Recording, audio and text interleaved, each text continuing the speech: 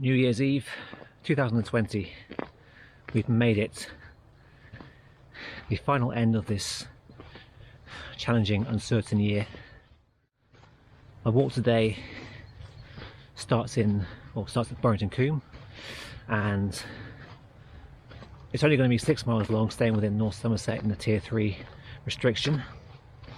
I walk down towards Blagdon, so up over Burrington Ham, down past Blagdon now, and I'm following some new footpaths to me.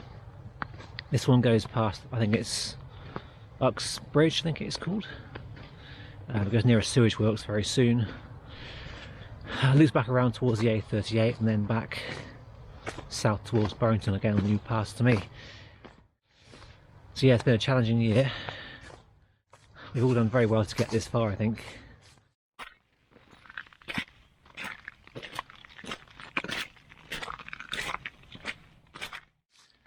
To be honest with you, I never thought I'd survive this year.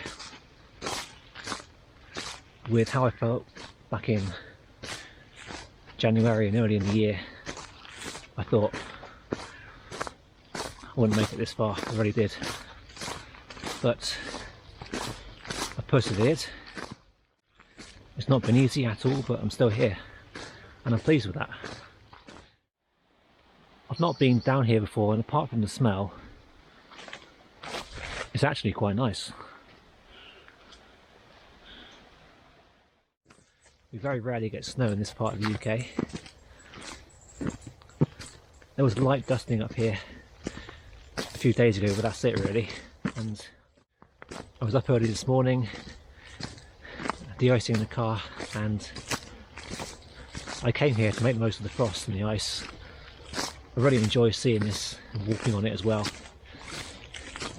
It makes a big difference to this otherwise wet and miserable time of year.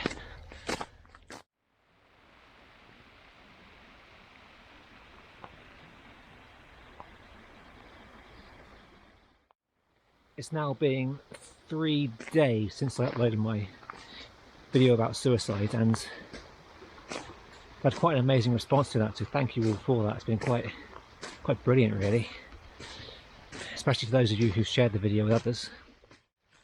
I found it all quite overwhelming at the same time as I'm grateful, so it's taken me a while to get around to doing replies to the comments and that sort of thing, and I feel good for having put it out there and just opened up really. I want to continue this now by having a bit of gratitude for myself and sharing a few things from this year that I'm grateful for. After everything that's gone on, the first thing has to be my health, because I've not really suffered that badly apart from psychologically, and I am better now than I was 12 months ago, I've got to say that. But I've had no symptoms of the virus or anything like that. Nobody I know has had it, so that's a very good thing to count and be grateful for. Secondly, it's got to be walking. I think walking has saved my life this year. Even with these restrictions, you know, if I wasn't walking, I was going to work every day, I'd get sick of it really. I'd get fed up and just lose faith in life, because I still find it hard at times being forced to go to work, but when you can't see friends that easily socially, that to me feels quite unfair and unbalanced and not very human. And I'm sure many of you can relate to that as well. But being able to walk and go places, even locally like this, finding someone new on my doorstep or near enough, it's kept me going. It's given me some space, some time, some freedom, and something to live for really. And without a doubt, as I keep saying, the big highlight of my year has been going to Yorkshire for the 5 days back in September. My first ever trip there, 5 nights camping, several days of amazing walks in the mountains and the hills. It was a really good thing to do, and the weather was great as well for the most part. Even that short time away gave me some respite from everything else. And one other thing I suppose is that my YouTube channel has continued to grow, so think I began this year with about 300 subscribers, and I've now got 550 odd. So it's almost doubled in size in the space of this year, which is a great achievement. And there have been times where I've been quite frequent and regular with my uploads, which has been a good thing. It's not always easy to do, but so I'll try and keep that up somehow, at some point. Yeah, thank you for all your support this year. Following and sharing and liking and all that, and the comments.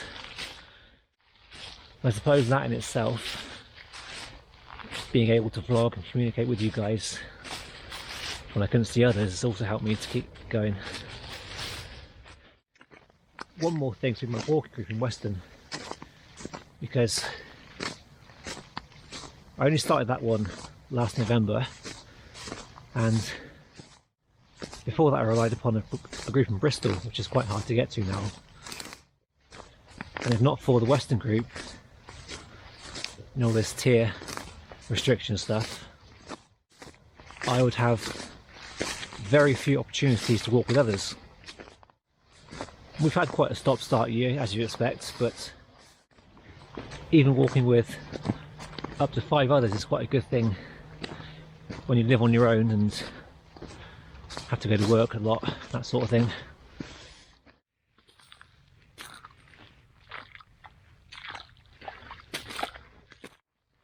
I'm also wearing my new boots today. These are the Altberg Malum. I bought them from Taunton Leisure in Taunton just over a week ago. I think it's now their 4th outing, and so far very comfortable. My feet are very dry and I'm very impressed. They are still the dearest boots I've bought, 170 quid, but they seem to be worth it so far. And I believe when they do wear out, you can resole the soles on them, which would be good. Save some money and save some boots.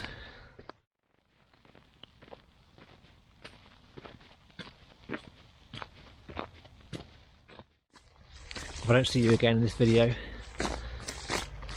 thank you again for all your support this year, and have a good new year, and I will see you in 2021.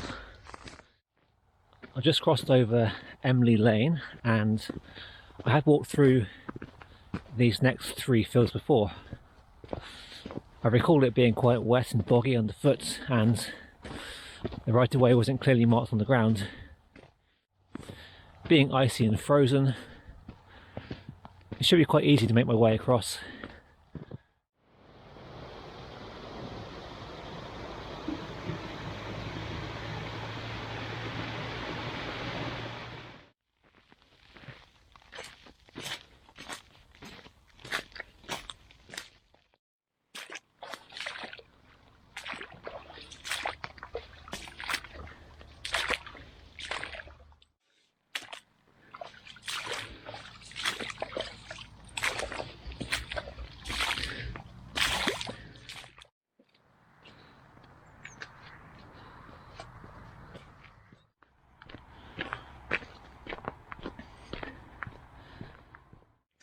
A few months ago I bought a Trangia kettle, the 27 I think, a smaller one of the 2, and I thought to myself, I'm going to finally use it today, bring it out with me. I got the kettle, my stove, the mess burner, the fuel, the tea bag. I thought, great, I'll get some water from the river and brew something. I just realised I've got no mug with me, so I can't even drink it or do something. So hopefully next year I can finally use my kettle